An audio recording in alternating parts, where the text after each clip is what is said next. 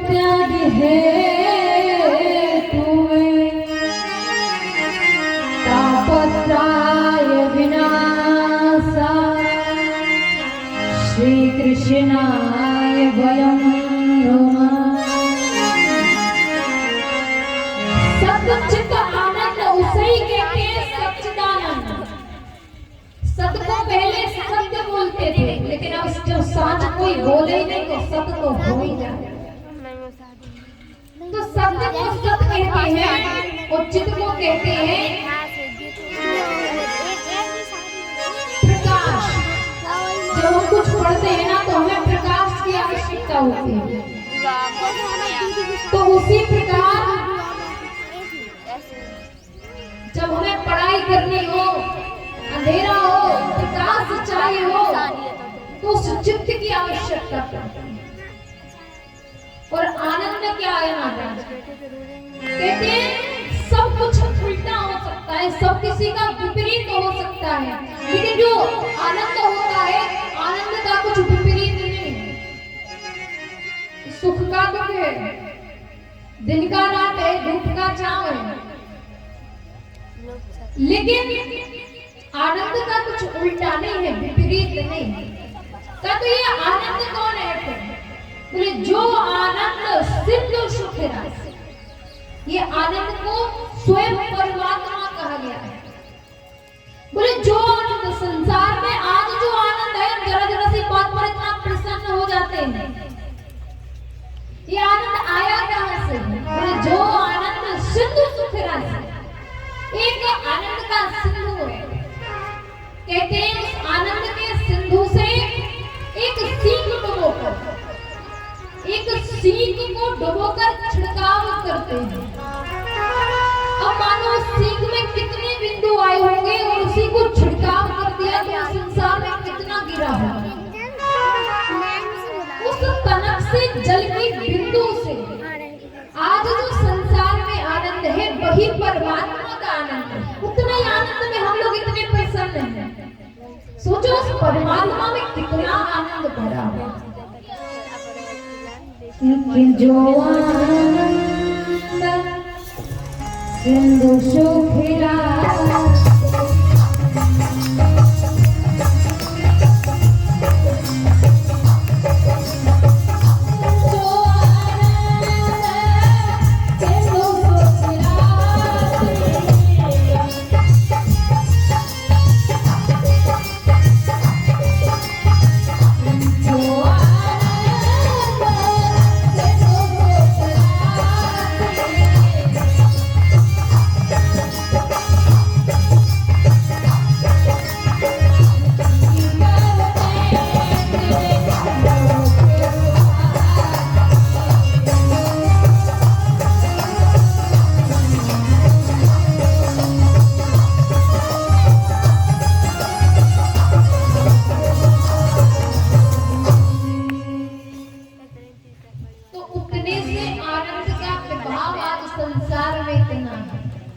सोचो उस परमात्मा के भीतर कितना आनंद समाहित है।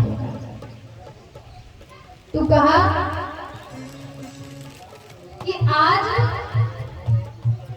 मिया सती के बारे में सब कहते हैं, यदि ये इतना जानती है, इन्हें इतना भी नहीं पता होगा कि ये जगतपति कौन है, ये परम पूर्ण परमात्मा कौन है, कैसे मोह हो सकता है। तो संत अपना भाव प्रकट करते हुए कहते हैं कि जैसे जब हमारा बालक चलना सीखता है ना, तो जो मैया उस बालक को चलना सिखाती है तो वो उल्टे पैर चलकर बालक से कहती है आ जाओ थोड़ा सा, अरे चल लिया आ जाओ थोड़ा सा। तो माँ अपने बालक को सही मार्ग सिखाने के लिए, चलाने के लिए कि चलना सीखेगा, तो प्रत्येक माँ ध्यान करना कि वो उल्टे पैर चलकर कहती है कि आ जाओ, कहती है कि नहीं कहती है बताओ। तो उसी प्रकार माँ सती आज उल्टे पैर चल रहे हैं। तो बताओ कि मैया सती भूल ना करती तो क्या कोई रामचरितमानस को जानता? भगवान की कथाओं को क्या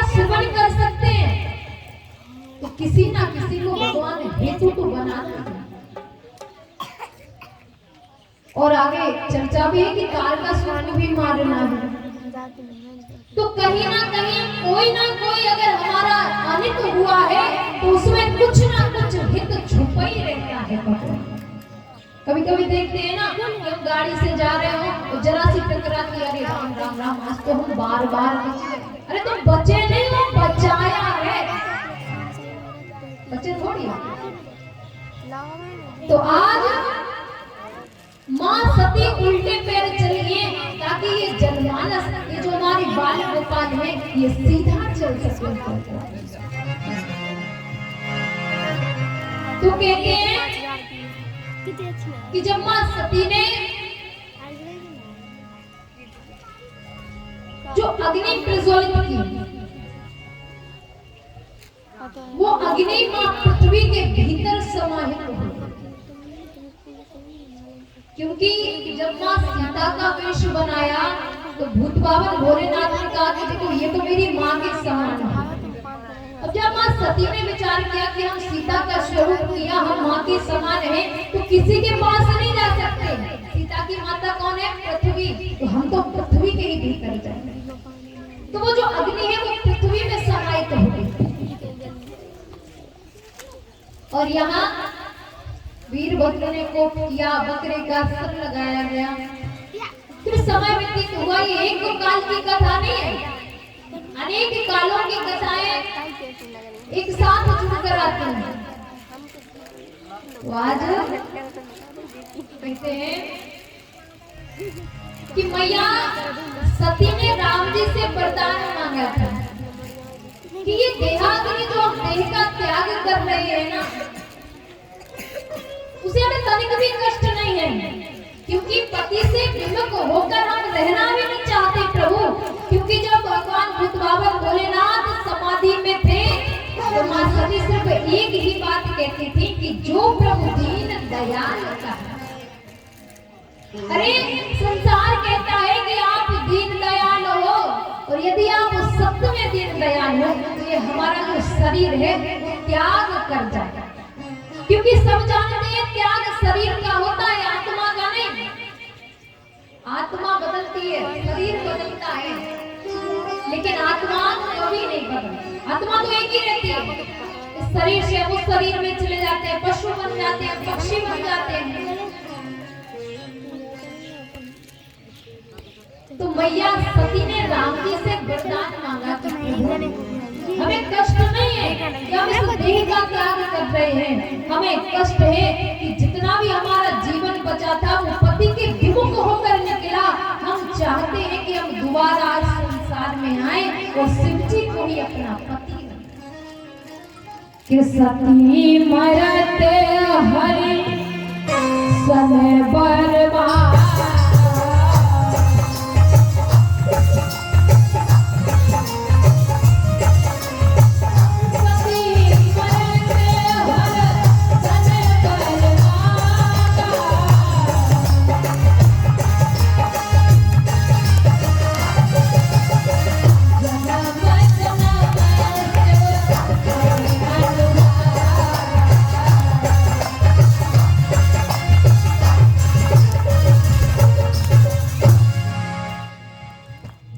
संसार में हम जितने भी जन्म लें, हर बार हमें शिव जी ही पति के रूप में मिले। तो देखो, एक बार जब भगवान कोई भक्त को आश्वासन देते हैं या वचन देते हैं या आशीर्वाद देते हैं तो वो कभी खाली नहीं जाता। तो भगवान ने मैया से कहा है तो वो वचन तो पूर्ण हो नहीं है। तो गोस्वामी तुलसीदास जी महाराज कहते हैं कि कहे कारण गिर ग्रह जा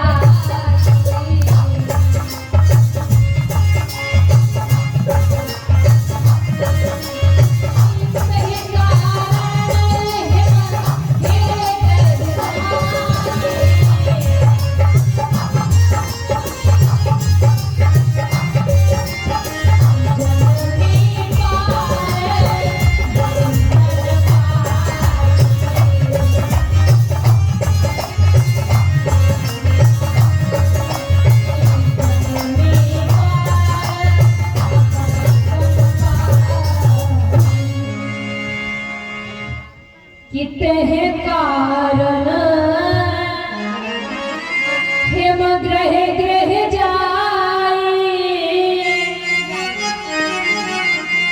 जननी पार्वती तन पाए।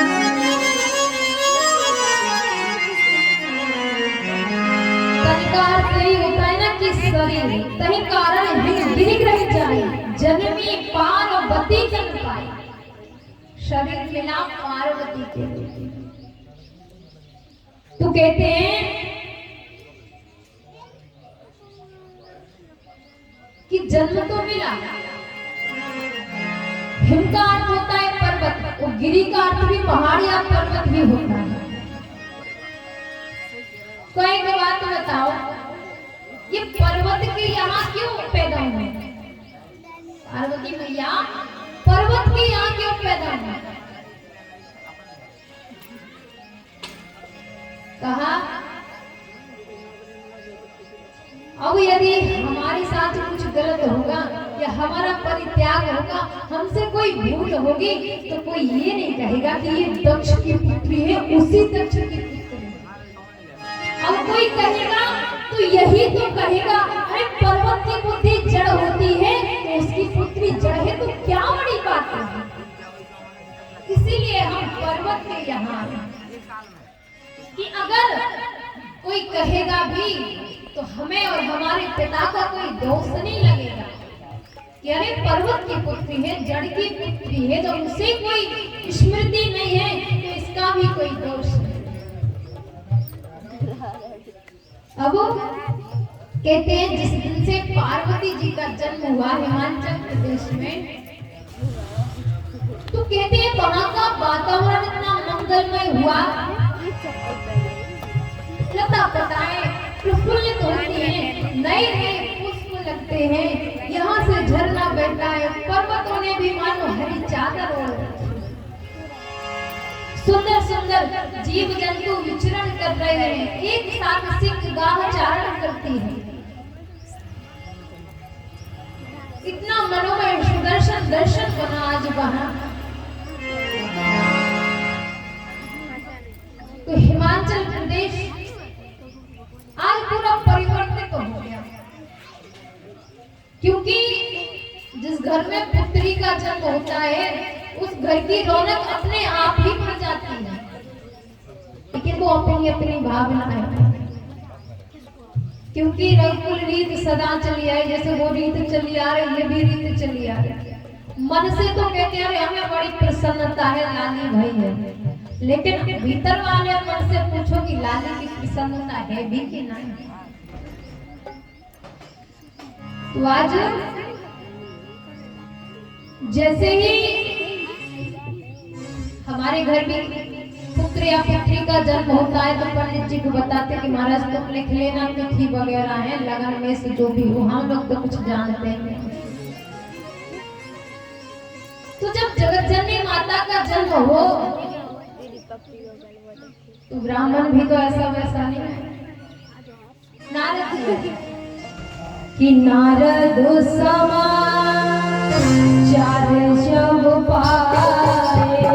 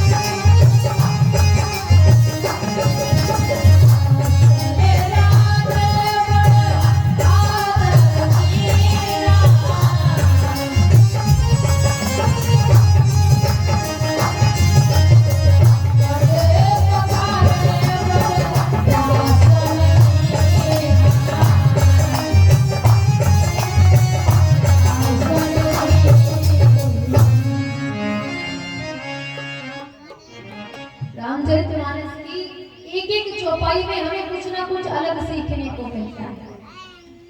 तो जैसे ही नारद जी आए महाराज फिर आसन दीना, उनका पद प्रक्षालन किया, सुंदर आसन पर बिठाया, प्रणाम कराया मैया पार्वती को। उसके बाद ही पूछा, पहले नहीं पूछा कुछ भी।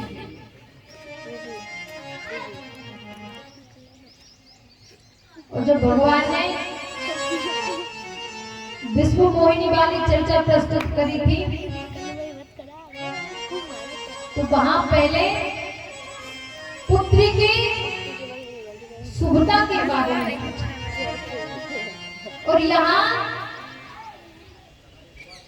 पहले जो ब्राह्मण है, जो संत है, जो महात्मा है, उनकी महत्वता का वर्णन किया कि पद पखार बोलो आसन। अरे जब हमारे घर में कोई आता है ना, संत आते हैं, महात्मा आते हैं, कोई शुद्ध पुरुष आता है, तो सबसे पहले उसके पद प्रक्षालन किया जाता है, फिर उसे बिठाया जाता है, फिर कोई चर्चा पूछी जाती है। महाराज अब कहीं ज्योतिषी आ जाए तो पहले तो हाथ देखो, दक्षिणा बाद में मिले। तो नारद जी ने जब सुना कि जगदम्बा मां जगजननी सती का पार्वती के रूप में प्राकट्य हुआ है, तो वो हिमाचल जी के यहाँ जाते हैं, उनका सुंदर आदर सम्मान होता है। तत्पश्चात वो कहते हैं कि कहां सुता के दोष, ये नहीं कहते। तो पहले क्या बोला है कि कहां सुता के दोष गुण, पहले तो दोष ही बता, क्योंकि यदि गुण बताए तो फिर व्यक्ति अभिमानी हो जाता, उसे लगता कि हम तो सर्वगुण संपन्न है, हमें क्या दिक्कत है। तो पहले दोष बता। तो भगवान के अनन्य भक्त ब्रह्मा के मानस पुत्र नारद जी कहते हैं कि आपकी पुत्री का जो वरण करेगा वो अमंगल रिश्तेदारी होगा, उसका कोई घर परिवार नहीं होगा, उसके कोई संबंधी नहीं होंगे, अमंगल होगा, कुछ भी वस्त्र आभूषण धारण नहीं करता, अरे मरघट की भस्मी लगाता है। जो इतना कहा, वो संस्कारवान नहीं है, आदर्शता नहीं है उसमें। और किसी पिता से उसकी पुत्री के पति के बारे में ऐसा कहा, ऐसा लगेगा। तो नारद जी ने सोचा कि हिमाचल जी को अभी कष्ट ना हो जाए, तो तुरंत ही कहने लगे कि शैल सुलक्षण सुता तुम्हारा,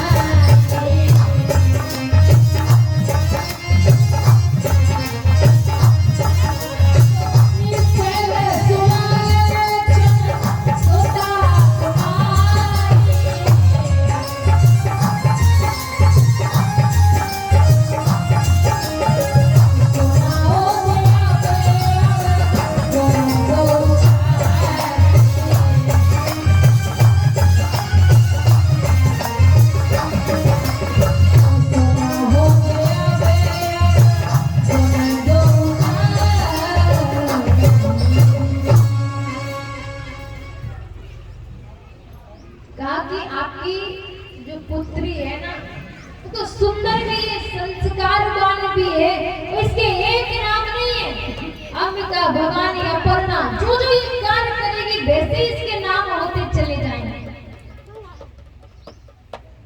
तो मैया मैना कहती है कि भगवान आपने जो बनाया है तो ठीक है, लेकिन आपने पति के बारे में बताया ना कि गुणहीन है, माता पिता हीन है, मानहीन है, वस्त्र को भी धारण न करे, ऐसा कोई व्यक्ति है संसार में?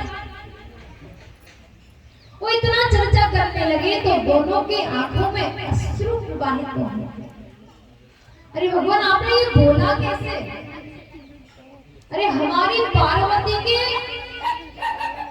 जीवन में ऐसा पति आएगा हम तो कभी सोच भी नहीं सकते। अरे हिमाचल प्रदेश के राजा ने क्या ऐसी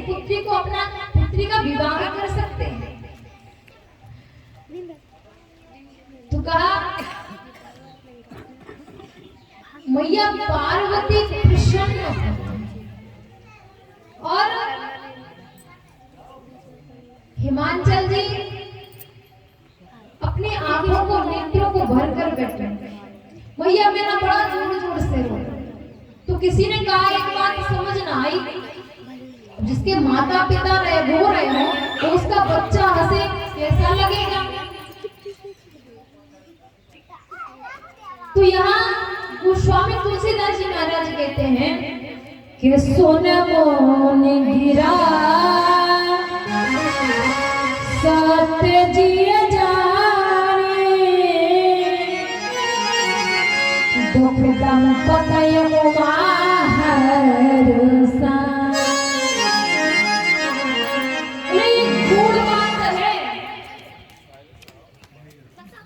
कौन सी गूढ़ बात है कि भैया देखो माता पिता तो रो रहे और मैया प्रसन्न है।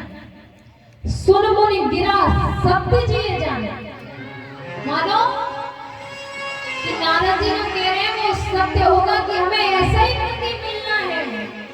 बोले नारद हो ये भेद ना जाना।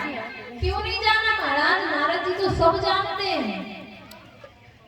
तो कहा कि मानो हम किसी से कोई वार्ता कर रहे हैं, लेकिन उस वार्ता के बीच में भी हमारा मन कहाँ है ये कोई नहीं जान सकता। बताओ जाने नहीं जान सकता ना। तो उसी प्रकार मां पार्वती कहती है कि भलाई की नारद जी ने बता दिया तो ये चिंता बिना में खत्म हो गई। उमर में विचार करने लगी कि होए नाम रसा देवरे सिभा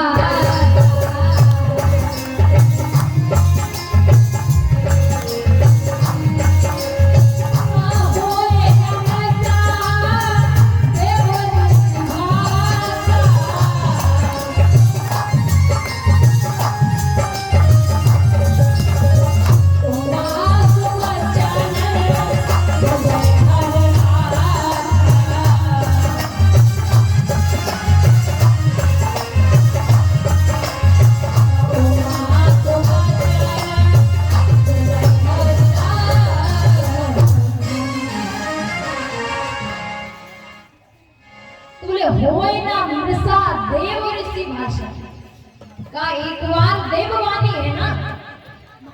नारद जी की बात कभी असत्य नहीं होती। बोले नारद जिसकी बात कभी रद्द ही ना हो महाराज, वही तो नारद है। वो ज्ञानम ददाति इति नारद, जो ज्ञान का खंडन करे, ज्ञान को प्रदान करे, वही तो नारद है। तो मैया पार्वती कहते हैं कि देवर्षि नारद जी की बात कभी असत्य नहीं होती, प्रसाद मतलब झूठ नहीं हो सकता। तो उनके वचनों को हृदय में रखा कि हमें अमंगल, मानहीन, गुणहीन, माता पिताहीन ऐसे ही वर प्राप्त हो। तो यहाँ हिमाचल जी और मेरा हाथ जोड़कर कहते हैं कि देवर्षि नारद, हम मानते हैं कि आपकी बात झूठ नहीं हो सकती, लेकिन क्या आप ही बताओ संसार में कोई ऐसा माता पिता होगा जो ऐसे वर को अपनी पुत्री से विवाह करे। प्रत्येक माता पिता चाहता है कि भाई हम एक बार कर्ज तो ले लें, लेकिन पुत्री का विवाह अच्छी जगह हो जाए, क्योंकि हमारा जीवन टलाए कमाने के लिए हम तो कर्ज भी अदा करते हैं, लेकिन एक बार यदि बेटी को कष्ट हुआ तो जीवन भर रहे।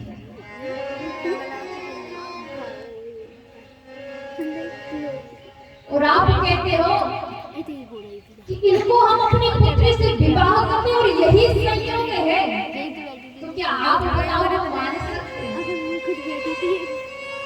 कोई भी माता पिता मान सकता है क्या कि इस प्रकार का कार्य कर सकते हैं?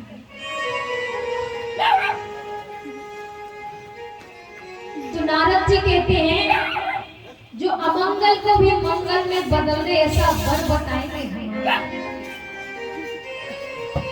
हमें नहीं लगता ऐसा संसार में कोई वर होगा। अरे जो वस्त्र को भी धारण न करे ऐसा कैसा पुरुष है?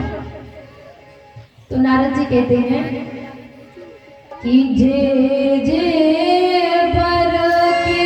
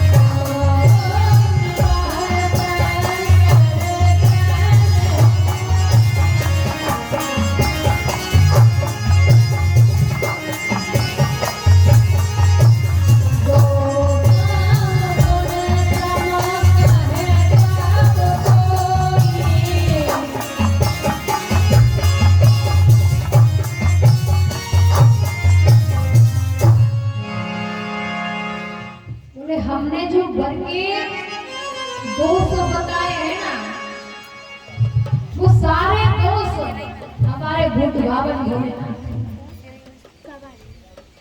और यदि जो विवाह संकर्षण हो, अगर माँ पार्वती का विवाह हमारे शंकर भगवान के साथ हो गया, तो ये जो अवगुण है ना, जो दोष है ना, ये सब गुण में परिवर्तित हो जाए। तो कहा होगा कैसे? बोले भगवान भूत भावन भोलेनाथ की तो समाधि लगी है। जब से सती जी ने अपना देह त्याग किया है, तब से भूत भावन भोलेनाथ की समाधि लगी है। उन्हें प्राप्त करने के लिए कुछ तो करना पड़ेगा। तो कहा जो तप करे कुमार तुम्हारी, वो भावई मेट सकै त्रिपुरा। यदि आपकी पुत्री तप कर सकती है, तो भूत भावन भोलेनाथ अपनी कृपा अवश्य करें। आशुतोष तुम्हारा डर नहीं महाराज, और शीघ्र ही प्रसन्न हो जाते हैं ऐसे देव।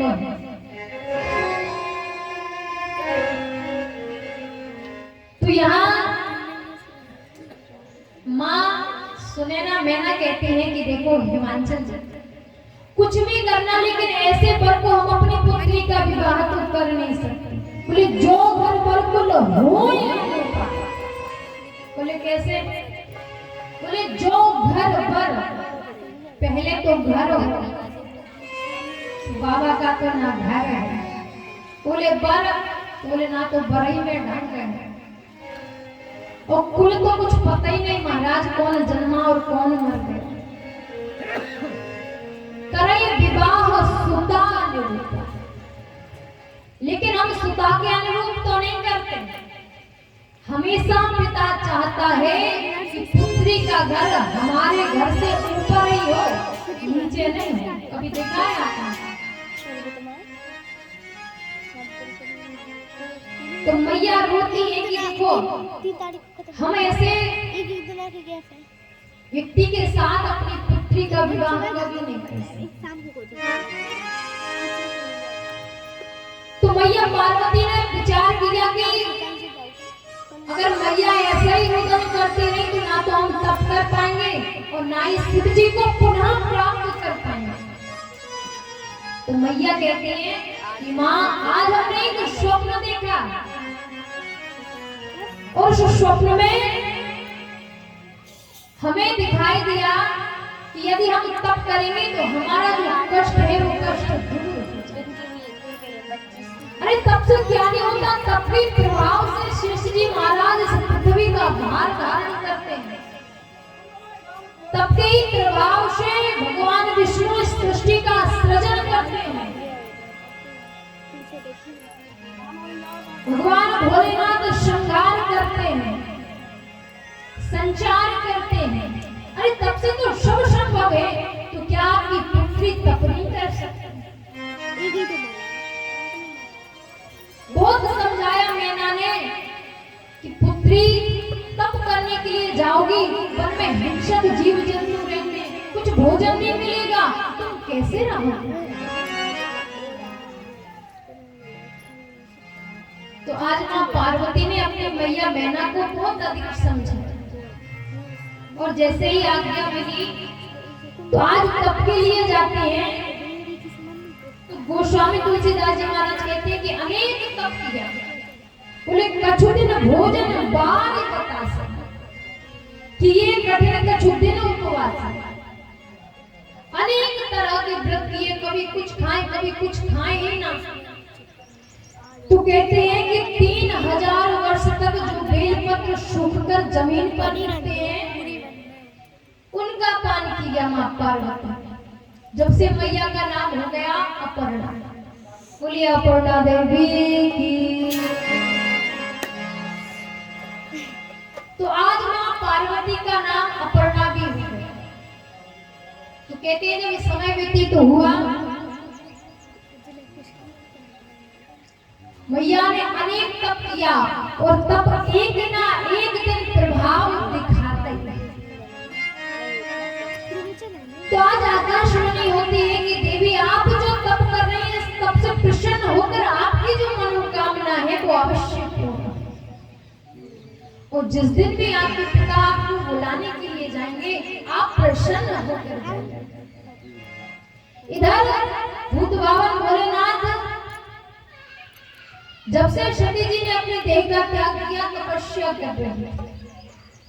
अब देवता बड़े परेशान हैं तारकासुर से। और देखो, जब जब दैत्यों से देवता परेशान होते हैं तो भगवान कोई परेशान।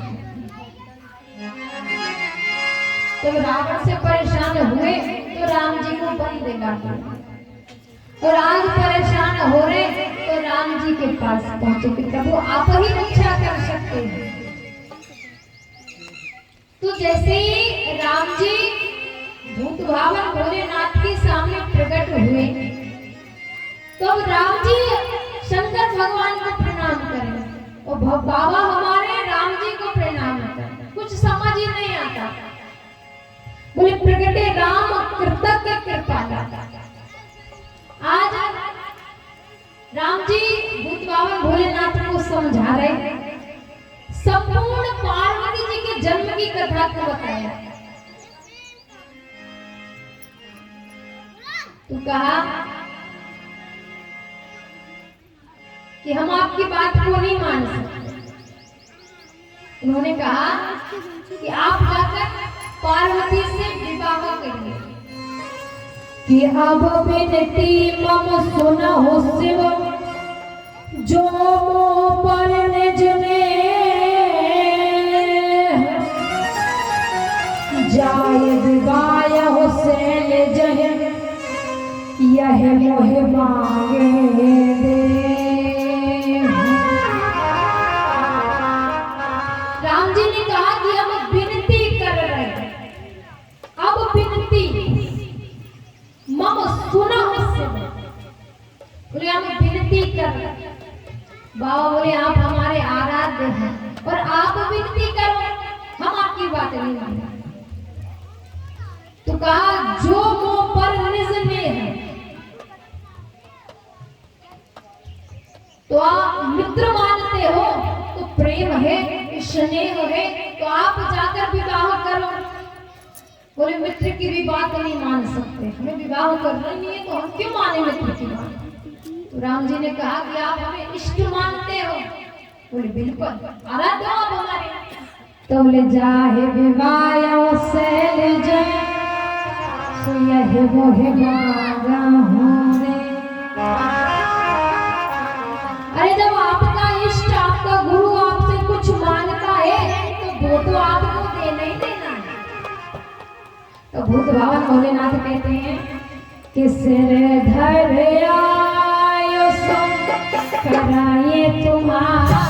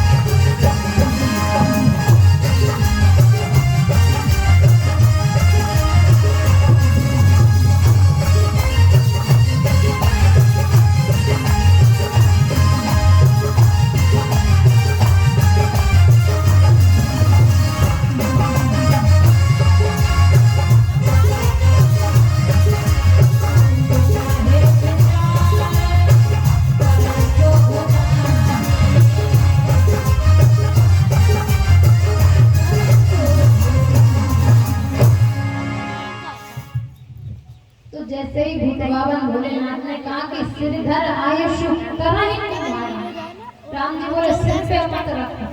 कहा कि हे सिर पे गंगा में थी, हमारा आयुष बाहर कर लेंगे फिर भूल जाओगे।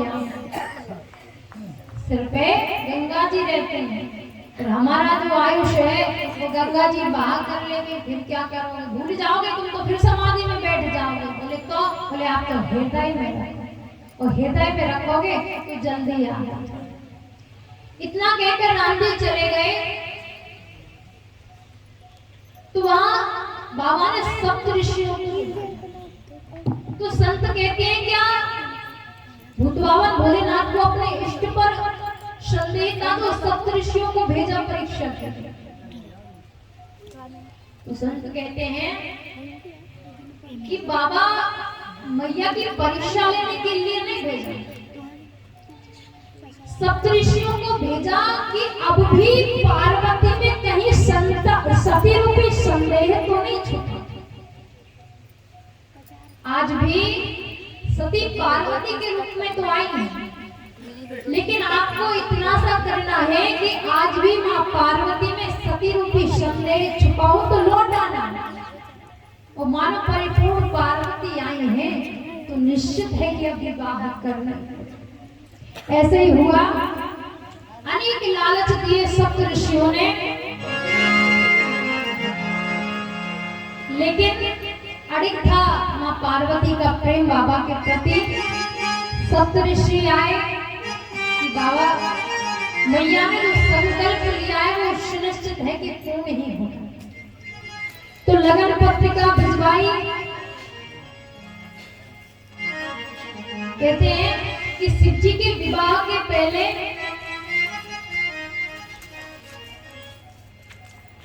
गणेश जी का पूजन हुआ था। कई कहते हैं गणेश जी दो कैसे होगा, एक तो उनके पुत्र ही है।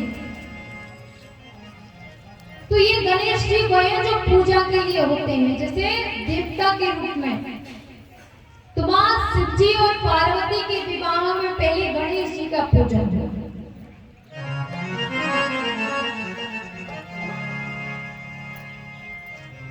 अब यहाँ देवताओं ने विचार किया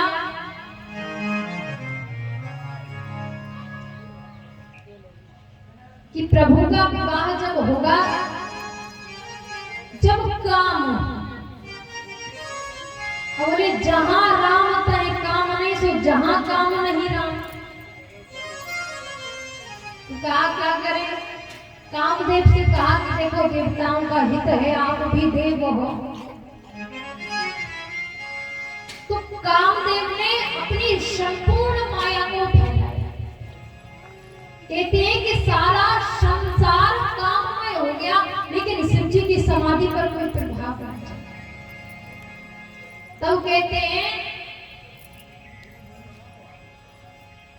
5 बाण पुष्प धनुष पर संधान करके कामदेव ने चलाए, जो शिव जी के हृदय में लगे। और जैसे ही शिव जी की तपस्या भंग हुई, तीसरा नेत्र खोला, कामदेव का जल गए, और उनकी पत्नी आई तो उन्होंने कहा कि द्वापर में जो कृष्ण का पुत्र होगा वही तुम्हारा पति। अब देवता पास ना जाना कि भाई जब तीसरा नेत्र खुला है, कामदेव तो चले गए, हम कोई और ना चले गए। क्योंकि देवताओं ने सिखाया है कि स्वार्थ लाग करे सब प्रीति। और जब देवता अभी कहते हैं ना, अरे देवता नहीं से चला आ रहा भाई, हमारी क्या क्या क्या।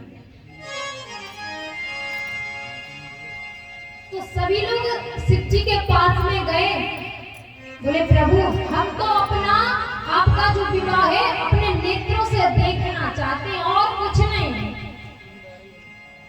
नेत्रों से आपका विवाह देखना चाहते हैं। तो कहा आप तो विवाह करने के सारे क्रियाकलाप सुनिश्चित हो गए। तो लगन पत्रिका हिमाचल प्रदेश भेजी गई। सुंदर विवाह की वो घड़ी आती है।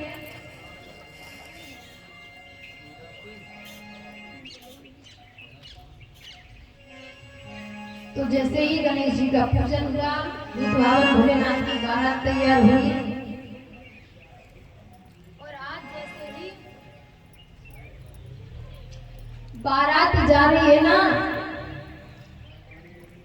तो आज जो दिव्यांगनाएं हैं वो बड़ा सुंदर नंदी पर हमारे भूत भावन भोलेनाथ को कहते हैं, क्योंकि भगवान भूत भावन भोलेनाथ की तो बारात है, बारात थोड़ा ही है। कहा क्यों?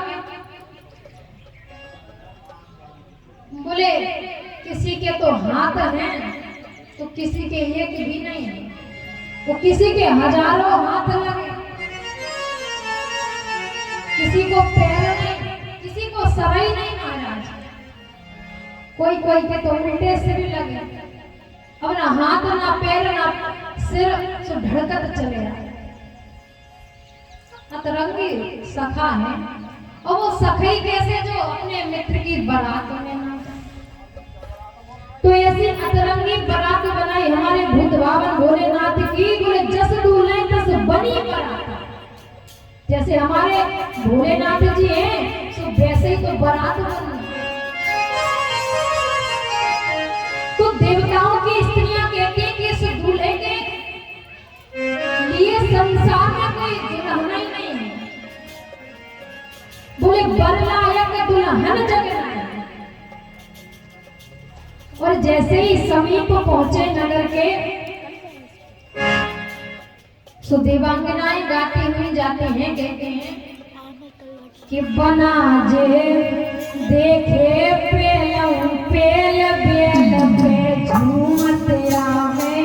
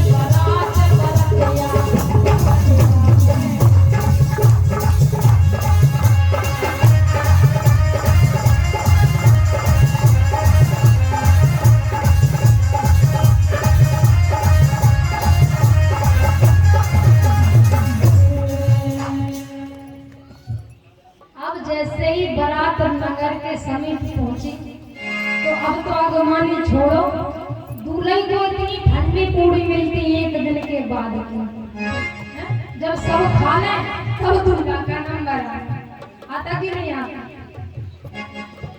तो आगवानी के लिए जैसे ही पहुंचे सब लोग साज सज्जा से गए, हाथी तुरंत गाड़ी घोड़ा अपने अपने साधन से। अब इधर से जैसे ही कहा कि देखो बाबा की बारात हम लोगों का माहौल खराब कर दो, कहा क्या करें, बोले अपनी अपनी टोलियां बनाओ, हमें नहीं जाना इनके साथ। हाँ ठीक है भैया, जैसी आपकी इच्छा। तो ब्रह्मा की टोली अलग बन गई, विष्णु की अलग बन गई, इंद्र की अलग बन गई। तो जैसे ही ब्रह्मा जी आए तो जो आगवानी के लिए आए, अरे वाह क्या दूल्हा है, अरे क्या दूल्हा है, 4 मुख वाला दूल्हा, अरे वाह कितना सुंदर।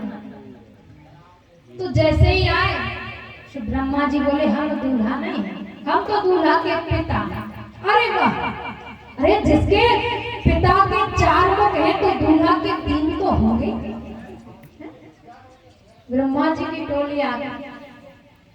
अब जैसे ही विष्णु भगवान आए, अरे वाह क्या सुंदर रूप है, इतना सुंदर दूल्हा तो हिमाचल प्रदेश में आज तक आया है ना आएगा।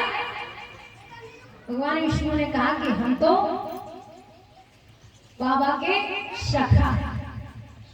अरे वाह, जब उनके मित्र इतने सुंदर हैं तो दूल्हा कितना सुंदर होगा। इतने में इंद्र अपने हैरान, अरे वाह, कहा हम तो उनके सेवक हैं। इंद्र ने कहा कि हम तो उनके सेवक हैं। तो आगमनी करने वाले लोग कहते हैं, अरे वाह देखो तो जिनके सेवक ऐरावत हाथी से उतर कर आ रहे हैं, वो दूल्हा तो पता नहीं किस पे बैठ गया। अब नंबर आ रहा। कहा जैसे ही बाबा नगर में प्रवेश करते हैं सो आगमनी में जो बच्चन को बड़ा शौक लगता है। छोटे छोटे बच्चा, अरे हम भी तो बारात देखेंगे, हम भी तो गौरा का दूल्हा देखेंगे। जैसे ही भाग कर गए आगमनी के साथ में दूल्हा को देखेंगे, और जैसे ही टोली आई और दूल्हा को देखने का समय आया, वो बच्चे ऐसे भागे कि एक सांस तो आगमनी नगर के बाहर ली और एक सांस सीधा अपने घर के बाहर।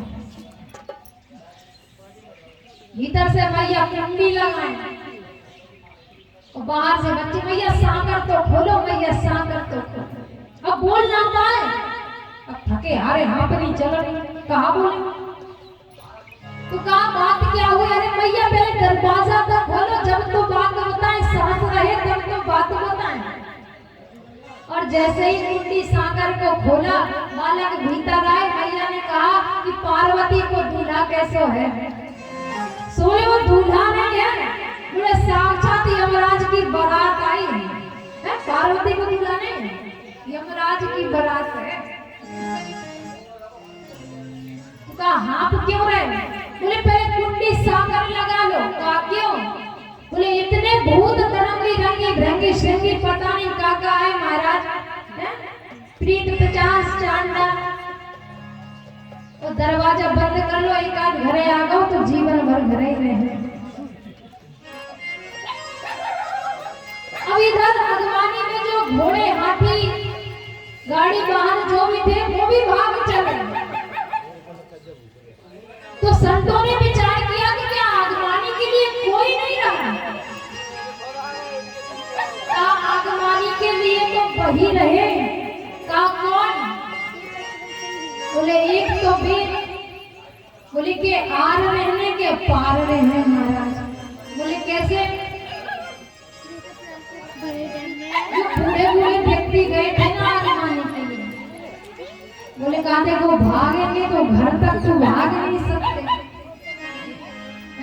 बूढ़े व्यक्ति है भैया, भागेंगे तो कितना भाग सकते, और ये तो ऐसे और लड़कते ही चले आ रहे, ना हाथ है ना पैर है। तो कहा अगर ऐसे लोग हैं तो अगर हम भागेंगे तो भाग पाएंगे नहीं, इसलिए खड़े रहो, या आर होंगे या पार।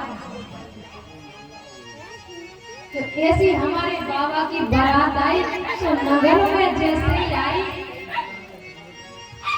तो मैया मैना दर्शन के लिए आई। जैसे ही दर्शन के लिए तैयार हुई तो जैसे ही बाबा को देखा महाराज उस थार को फेंक दिया। तो बाबा के सखाओं ने कहा कि प्रभु आपकी मैया ने या थार को क्यों फेंक दिया। अब बाबा देखो अपने ससुराल की बात है, खुद ही बदनामी कराओ तो खूब कराओ। कहा यहाँ का ये रिवाज होगा कि दूल्हे को देखो और थाली फेंको। कहा अच्छा, और तुम्हें नहीं पता मैया को लज्जा आ गई होगी कि हमारे दामाद के सिर पे स्वयं चंद्रमा है, हम यहाँ ज्योति का प्रकाश दिखाकर कहाँ करेंगे? बस जहाँ से दूर बैठो। कहा अच्छा वो बात ठीक है, पर यहाँ जल को काहे को फेंका? कहा देखो विचार करो, और मैया ने विचार किया होगा कि जब हमारे दामाद के सिर पे स्वयं गंगा बहे तो हम एक लोटा जल को कहाँ दिखाएंगे? ऐसे बाबा ने अपनी बात संभाली। तो वहां जो जनकपुर की सखियां थी, हिमाचल प्रदेश की जो सखियां थी, सो कहा कि हम तो वहां जा नहीं पाए, तुम बताओ गौरा का जो है कैसा है? सो एक सखी दूसरी सखी से कह रही कि बहन ऐसा दूल्हा हिमाचल प्रदेश में न कभी आया है न कभी आएगा। कहा तुम देख के आई हो? कहा हम तो देख के आए हैं, कभी तो बोल रहे हैं। तो एक सखी दूसरी सखी से कह रही कि मैं देख आई गुयारी। सखी तुम नहीं जानती, हमने देखा है जो हम ही जानते हैं। कि मैं देख आई गुयारी जे पार्वती के पार्वती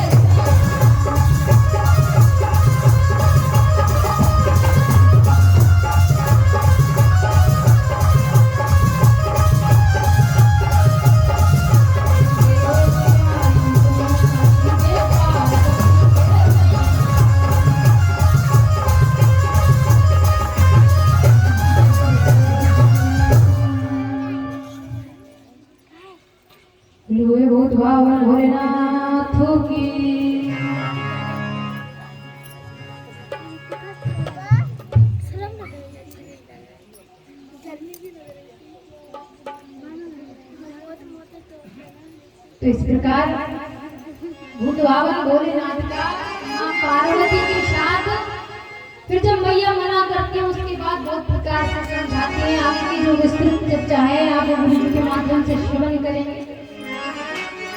एक भजन तत्पश्चात जो है वाणी को विराम, फिर आप परम मंगलमय गुरुदेव जी के माध्यम से आगे की जो विस्तृत कथा है वो श्रवण करेंगे। कल से ठीक 1 बजे कथा का प्रारंभ है।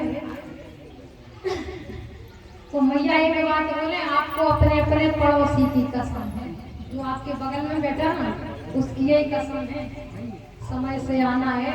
वो कहते हैं ना कि एक के साथ यदि आप 2 को लाओगे तो जो लेकर आए उसका पुण्य आप ही को मिलना है।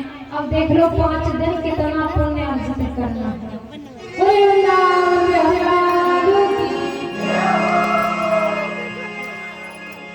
तो एक छोटा सा भजन तत्पश्चात जो है ठाकुर जी की परम महिमा आप कथा को श्रवण करें। तो वक्त कहता है कि जपता रहता नाम जो सुपास नयाता का, स्वयं उसकी रक्षा करे स्वभूत पति महाका। ध्यान मगन रहते सदा और पर्वत पर है